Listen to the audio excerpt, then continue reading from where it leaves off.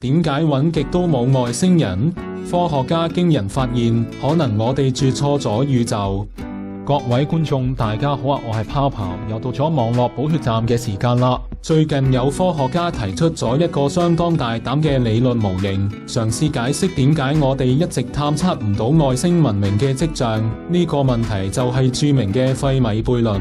佢哋嘅諗法建基於多重宇宙嘅概念，認為喺我哋呢個宇宙之外，可能存在住無數個平衡宇宙。而根據佢哋嘅計算，呢啲平衡宇宙入面嘅物理定律，特別係一種叫做暗能量嘅神秘力量密度，可能同我哋宇宙有啲唔同。暗能量係推動宇宙加速膨脹嘅力量，佢嘅密度會直接影響宇宙入面行星形成嘅數量。模型顯示，如果一個宇宙嘅暗能量密度比我哋呢度稍為高啲，反而會更有利於形成大量行星，從而增加孕育生命同外星文明嘅機會。呢個模型推算出最有利行星形成嘅暗能量密度，可以令宇宙中大約27%嘅非暗物質轉化成行星。但係喺我哋身處嘅宇宙，呢個比例大概只有23%。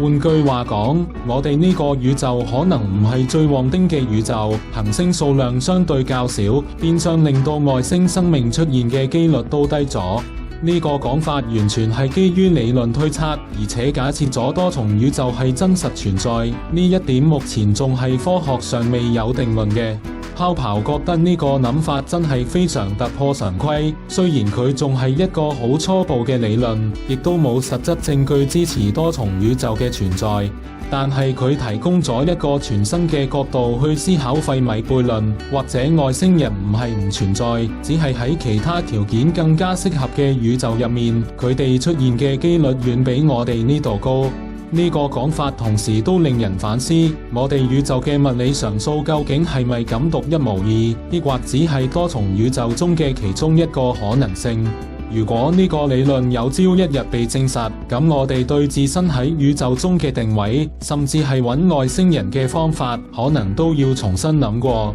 今集就講到呢一度，下一集會繼續帶俾大家更多精彩嘅內容，希望大家可以訂閱我嘅頻道同俾個 like 啦。